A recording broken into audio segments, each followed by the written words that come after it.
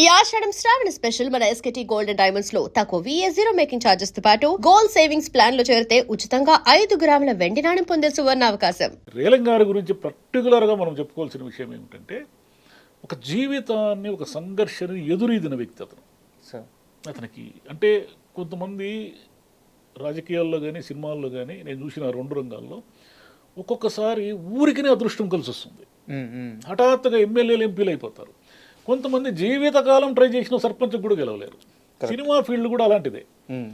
Cinema ఫీల్డ్లో మొదటి సినిమాతోనే క్లిక్ అయ్యి ఎక్కడో స్టార్డమ్కి వెళ్ళిపోయిన వాళ్ళు ఉంటారు.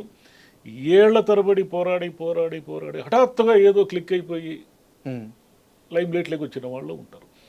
రేలంగి గారు ఏమిటంటే సినిమా ఇండస్ట్రీలోనే 10 ఏళ్ల పాటు పోరాడి పోరాడి యుద్ధాలు చేసి ఆర్థిక ఇబ్బందులు పడి పడి పడి ఆయనకి లిఫ్ట్ రావడానికి 10 ఏళ్ళు పట్టింది. 10 ఏళ్ళు పట్టింది ఆయనకి. ఆయనలో కమెడియన్ దాగున్నాడు, ఆయన అద్భుతమైన కామెడీ చేయగలడు, అసలు అతను ఉంటేనే సినిమా ఆడుతుంది అనే స్థాయికి రావడానికి 10 ఏళ్ళు పట్టింది ఆయనకి.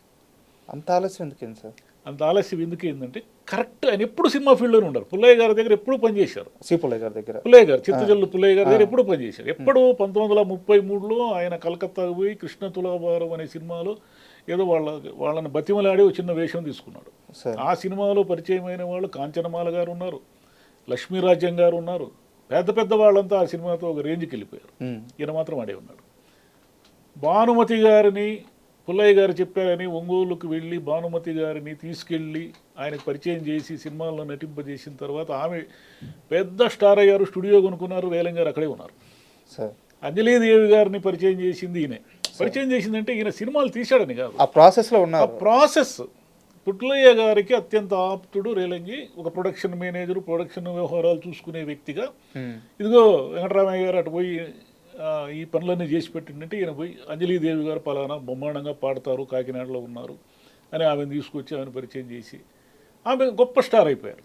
అన్నీ ఈయన చేతుల మీదుగానే జరిగాయి. కానీ ఈయన ఏమీ కాలేదు. ఆ 10 ఏళ్ళు అలాగే ఉండి 10 ఏళ్ళు అలాగే ఉన్నాడు. 10 ఏళ్ల తర్వాత వరుస పెట్టి గొల్లభామ, గుణసుందరికత, పాతాళ భైరవి, మాయబజార్. అసలు పాతాళ భైరవి, మాయబజార్లో రేలంగి గారు లేకుండా అసలు ఊహించనే లేము మనం. Correct sir. ఏమి నటన అది, ఏమి అంటే పాతాళ భైరవిలో కొంత విలన్ షేడ్స్ ఉంటాయి, మాయబజార్లో కూడా కొంచెం విలన్ షేడ్స్ ఉంటాయి, కానీ అది బేసిక్గా కామెడీ. ఆయన కోసమే డిజైన్ చేశారు ఆ కామెడీని. పింగళి నాగేంద్రరావు గారు కూడా ఈయన చేతుల మీదుగానే పరిచయం అయ్యారు, రేలంగి గారి చేతుల మీదుగానే. అప్పట్లో ఆయన చెప్పిన ఒక కొటేషను, ప్రపంచంలో మనిషి అనేవాడు ఉన్నంతకాలం గుర్తుపెట్టుకునే కొటేషన్ ఒకటి ఉంది. అదేమిటంటే, బంగారం అరిగించుకునే రోజుల్లో తినడానికి మరమరాలు కూడా లేవు, బంగారాన్ని కొని తినే స్థాయి వచ్చినప్పుడు మరమరాలు కూడా అరగడం లేదు. ఆరోగ్యం దెబ్బతినేసింది. ఆరోగ్యం దెబ్బతిన్న తర్వాత నేను బంగారాన్ని కొని తినగలడు ఆయన, కానీ మరమరాలు కూడా అరగవు. బంగారాన్ని కూడా అరిగించుకునే స్థాయి ఉన్నప్పుడు కొనడానికి మరమరాలు కొనడానికి కూడా డబ్బులు లేవు. ఆయన బేసిక్గా వేదాంతి. అందుకే ఆయన ఫేస్లో కానీ ఆయన ఎక్స్ప్రెషన్లో కానీ మీకు చాలామందిలాగా స్లాప్ స్టిక్ కామెడీను బాడీకి ఇట్లా కదిలిస్తూ ఆయన చేయడు. ఆయన డైలాగు, ఆ కళ్ళు, ఆ ఎక్స్ప్రెషన్తోనే కామెడీ వస్తుంది. విస్సమ్మలో కానీ అప్పు చేసి పప్పుకూడలో కానీ ఆయన కామెడీ చూస్తాను. ఇంకోటి విషయం ఏంటంటే, కేవీ రెడ్డి గారికి ఈయన ఎంత ఇష్టడంటే ఈయన పెట్టి ఈ దాదాపు హీరోగా పెట్టి సినిమా తీశాడు. ఏ సినిమా సార్? పెద్ద మనుషులు అనే సినిమా ఆల్ టైం చెప్పుకునే సినిమా. కేవీ రెడ్డి గారికి 1947లో స్వాతంత్రం వస్తే జస్ట్ ఒక 6-7 ఏళ్లకే వీళ్ళు లోకల్ మన నాయకులే మనల్ని తినేస్తున్నారు అనేది ఆయన కనిపెట్టాడు. పెద్ద మనుషులు అనే సినిమాలో ఏమిటంటే ఈ రాజకీయ నాయకుల మోసాలను ఎత్తి చూపే ఒక అమాయకుడైన వెర్రివాడులా కనిపించే ఒక విచిత్రమైన పాత్ర రేలంగిది. ఆ రోజుల్లోనే అంటే స్వాతంత్రం వచ్చిన 6-7 ఏళ్లకే కనిపెట్టాడు చూడండి కేవీ రెడ్డి గారు. అందుకే వాహిని వారి పెద్ద మనుషులు అంటారు. దొంగలు ఏడన్నా ఉంటే ఆ రోజుల్లో వీడు వాహిని వారి పెద్ద మనిషిరా వీడు అంటారు. అంటే ఏమిటంటే వీడు దొంగ అని. రేలంగి గారు తర్వాత రోజుల్లో బాగా డబ్బులు సంపాదించిన రోజుల్లో కూడా ఆయన వెనకటి రోజుల్లో మర్చిపోలేదు. ఒక నటుడు ఆ సోల్ కాపాడుకుంటేనే ఆ ఫేస్లో నీకు ఎక్స్ప్రెషన్ వస్తుంది. వెనకటి రోజులు మర్చిపోకుండా ఎందరికో సాయం చేయడము, లేకపోతే వాళ్ళ బావమరుదులు అంటే తాడేపల్లిగూడెంలో పెళ్లి చేసుకున్నాడు ఆయన. పెళ్లి చేసుకున్న నాటికి ఈయన కాకినాడలో ఉన్నాడు. ఈ ఆర్థిక వాళ్ళు కొంచెం బాగా డబ్బులు ఉన్నవాళ్ళు. ఈయన ఆర్థిక ఇబ్బందుల్లో ఉన్నప్పుడు, కష్టాల్లో ఉన్నప్పుడు వాళ్ళు ఈయనకు చేదోడు వాదోడుగా ఉన్నారని వాళ్ళ కోసం చాలా చేశాడు ఈయన తర్వాత రోజుల్లో. ఈయన success అయినాక. గుర్తుపెట్టుకున్నాడు, గుర్తుపెట్టుకోవడం అన్నమాట. ఆ ఇంట్లో పెళ్లి సంబంధం కూడా తన కొడుకేమి చేశాడు అంటే, ఒక మనిషిగా, ఒక హాస్యనటుడుగా ఆయన ఎంత గొప్పవాడో. మొదటి హాస్యనటుడు 1970లో పద్మశ్రీ వచ్చిన మొదటి హాస్యనటుడు అతను. సార్ అంత మునుపు లేవు హాస్యనటులకి పద్మశ్రీలు ఇవ్వలేదు అంత మునుపు. మనం ఎలాగో సినిమాల గురించి కాకుండా ఆయన వ్యక్తిత్వం గురించి మాట్లాడుకుంటున్నాం కాబట్టి నా దగ్గర 2 ఇన్ఫర్మేషన్ ఉంది, దానిపైన కూడా కాస్త క్లారిటీ ఇవ్వండి సార్. తనకి సక్సెస్ వచ్చిన తర్వాత 300 సినిమాలు దగ్గర అవుతున్నప్పుడు ఆయన ఒక నిర్ణయం తీసుకున్నారంట, ఇకపైన అన్ని సినిమాలు నేనే చేసుకుంటా పోతే నాకు కడుపు నిండింది, నాకు ఆకలి తీరింది, కొత్త వారికి అవకాశాలు రావాలని చెప్పి ఆయనే తన సినిమాలని స్వతహాగా తగ్గించుకున్నారంట.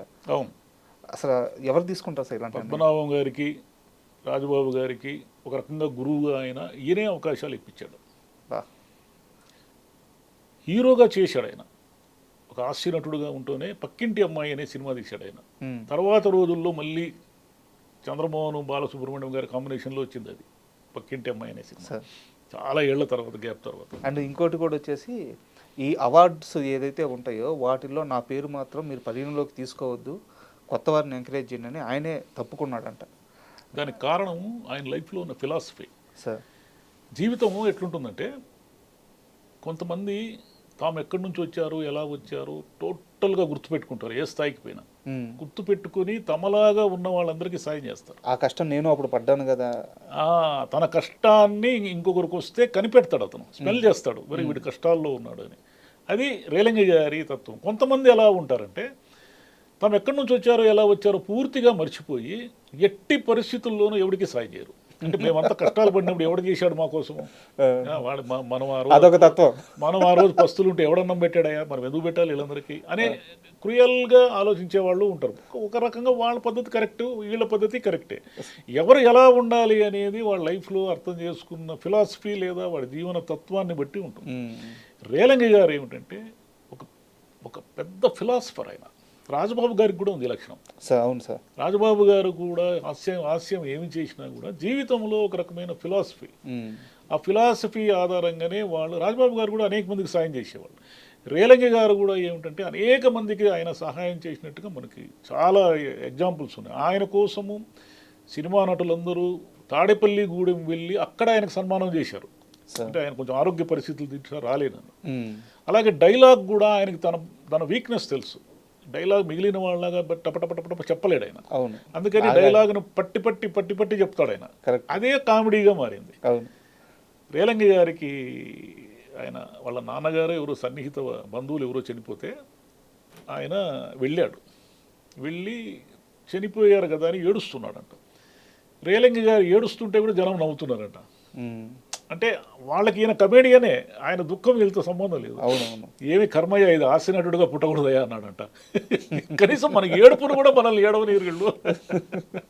వాళ్ళకి ఏంటంటే ఆయన చూసిన నవ్వి నవ్వి నవ్వి అలవాటు అయిపోయి ఉంటుంది కదా. అలా సేమ్ ఇట్లాంటి ఒక కామెంట్ బ్రహ్మానందం గారు కూడా ఒకనొక సమయంలో చేశారు సార్. వారికి కూడా ఇలాంటి ఎక్స్పీరియన్స్ ఎదురైంది ఉంటుంది. మన వీళ్ళు కమెడియన్గా చూస్తారు వచ్చిన జనము, కానీ వాళ్ళు మనుషులే కదా, వాళ్ళకి ఎమోషన్స్ దుఃఖాలు ఉంటాయి కదా. అది వీళ్ళకి జనానికి అది అర్థం కాదు. అట్లనే తాడేపల్లి గూడెంలో ఆయన ఒక థియేటర్ కట్టినప్పుడు అదే పెట్టుబడి మెడ్రాసులో కనుక పెట్టింటే ఈరోజు 100 కోట్లు. ఆ రోజుల్లోనే ఆయన చెప్పారు, ఏమండి ఎవరైనా తాడేపల్లి గూడెంలో పెట్టుబడులు పెట్టి థియేటర్ కడతారా, హాయిగా మెడ్రాసులో కట్టుకోండి అని చెప్తే అది కాదయా, అది మా ఊరు, మా ఊరిలో జనం కూడా మంచి థియేటర్లో సినిమా చూడాలి కదా, మంచి థియేటర్లో సినిమా చూసే అవకాశం వాళ్ళకి నేను ఎందుకు ఇవ్వకూడదు, ఎందుకంటే నేనేం చేయగలను మా ఊరికి అనేసి రేలంగి థియేటర్ అని అక్కడ ఆయన కట్టుకున్నారు. సార్ సినిమాల గురించి ఎంత మాట్లాడుకోవద్దన్నా సరే ఆయన అజరామరమైన సినిమాలు ఉన్నాయి. సో ముఖ్యంగా ఆయన క్యారెక్టర్స్ అద్భుతంగా వెళ్ళింది. ఉత్తర కుమారుడు, లక్ష్మణ కుమారుడు, అంటే మాయాబజార్ కానీ, నర్తంశాల కానీ. సో ఆ క్యారెక్టర్ల గురించి కాసేపు మాట్లాడుకుందాం సార్. ఇప్పుడు మాయబజార్లో ఏమిటంటే అతనికి అభిమన్యుడితో పోటీ. అభిమన్యుడిని తక్కువ చేసి ఏది ఎక్కువ చేయాలా అనేది వాళ్ళ పక్కన శర్మ శాస్త్రి పొగుడుతూ ఉంటారు. అంటే వాళ్ళు ఏం మాట్లాడుతున్నారు అనేది కూడా ఈయనకు సంబంధం లే. ఆ సీన్లోను తర్వాత మొదటిసారి ఆ అమ్మాయిని చూసిన సీన్ ఉంటుంది, శశిరేఖను చూసిన సీను, ఆ పాటలు అన్నిటికంటే నాకు అలా పాతాళ భైరవిలో ఇష్టం. సార్ కేవీ రెడ్డి గారు రేలంగి గారి ముఖములో ఒక క్రూరత్వాన్ని చూపిస్తాడు ఒక సన్నివేశంలో. ఎన్టీ రామారావు గారు కోటలోకి అడుగు పెట్టినప్పుడు యువరాణి కోసము దొంగగా వస్తాడు కదా, దొంగగా వచ్చినప్పుడు ఇతనికి తెలుసు పట్టుకోవాలని ప్లాన్ చేస్తాడు. పట్టుకోవాలని ప్లాన్ చేసి ఒక కర్టన్ వెనక అలా దాక్కుంటాడే, ఆ బ్లాక్ అండ్ వైట్ షేడ్స్లో ఇప్పుడు మీరు ఒకసారి యూట్యూబ్లో చూడండి, ఆ ఫేస్ రేలంగి గారిలో ఫేస్లో ఇంత క్రూరత్వం ఉందా అని మనకే భయం వేస్తుంది. అలా చూపిస్తారు. పాతాళ భైరవి కథనంతా మలుపు తిప్పేది ఆ పాత్రే. సార్ పాతాళ రాజుగారి బావమరిది అనేది కూడా ఎంత ఫేమస్ కొటేషన్ అంటే, ఇప్పుడు పొలిటీషియన్లు ఎవరైనా ఉండి వాడి తరఫున పెత్తనం చేసేవాడు వాడి జోలికి పోతురే వాడు రాజుగారి బావమరిది అంటూ ఉంటారు. అది ఏమిటంటే పాతాళ భైరవి కాలం నుంచి వచ్చిన కొటేషన్ అది. అంటే అమాయకుడుగా ఉంటాడు, ఏదో కొంత పెద్ద చెడ్డవాడు కాదు కానీ చెడ్డవాడే. పాతాళ భైరవిలోను మాయాబజార్లోనూ ఆ క్యారెక్టర్లు ఉంటాయి. అప్పు చేసి పప్పుగూళ్ళలో ఏమిటంటే అప్పు ఎన్టీఆర్ పక్కన ఉంటాడు. మనకి మిస్సమ్మలో కూడా రేలంగి లేని మిస్సమ్మను ఊహించలేము మనం. Correct sir. రేలంగి లేని మిస్సమ్మను అస్సలు ఊహించలేము. మిస్సమ్మలో వాళ్ళిద్దరు భార్యాభర్తల మధ్య బ్యాలెన్స్ చేయడము, ఆ కామెడీ క్రియేట్ చేయడము, ఏదో ఒకటి మాడుతూ ఉండడము, ఇవన్నీ కూడా అంటే చాలా సినిమాలు ఉన్నాయి ఆయనవి. కానీ ఒక సినిమాలో మాత్రము ఇంచుమించు విలన్గానే చేశారు ఆయన. రాములో ఎన్టీఆర్ రాము ఏవిఎం ప్రొడక్షన్ వాళ్ళు తీశారు. దాంట్లో ఒక రకంగా విలన్ క్యారెక్టరే అయింది, చెడ్డవాడుగానే ఉంటాడు. అక్కడక్కడ చేశాడు చెడ్డవాడుగా, కానీ ఎక్కువ క్యారెక్టర్లన్నీ కూడా మంచివాడుగా కామెడీగా. నర్తనశాలలో అయితే ఆ లాస్ట్ ఆ పద్యము అంటే నేను మామూలుని కాదు నేనని ప్రగల్భాలు పలికి వచ్చిన తర్వాత తన ముందు ఉన్నది ఎవడో కాదు అర్జునుడు అర్థమైన తర్వాత ఆయన ఎక్స్ప్రెషన్ భలే ఉంటుంది. షాక్ అయిపోతాడు. యుద్ధం వద్దు మనం వెళ్ళిపోదాం బృహనల, నీకేమైనా పిచ్చి పట్టిందా, వాళ్ళందరితో మనం ఎప్పుడు యుద్ధం చేస్తాము అని అన్నప్పుడు అసలు నీ పక్కన ఉన్నదే అర్జునుడు రా బాబు అని తెలిసినప్పుడు ఆ ఎక్స్ప్రెషన్ అద్భుతం. ముందు వెళ్ళిపోదాం అంటుంటాడు. And for more videos, please subscribe to iDream. Please subscribe to iDream. Please subscribe iDream. And please subscribe to iDream. For more videos, subscribe to iDream. please like, share and subscribe to the channel. Congratulations, iDream. Subscribe to iDream. Subscribe to iDream. So subscribe to iDream Media. iDream ki iDream team andarki huge congratulations. Please subscribe iDream Media. Please subscribe to iDream. Subscribe iDream. Please subscribe to iDream. iDream అంటే నా కళల ఛానల్ను subscribe చేసుకున్న నోరు తిరుగుతలేదు, మీరైతే గంట గుర్తు కొట్టండి. For more such videos, please subscribe to iDream. Subscribe to iDream. Please subscribe to iDream. Please subscribe iDream Media. Please do subscribe to iDream. Please subscribe to iDream Media. For best entertainment and information, please subscribe iDream. And don't forget to subscribe to iDream.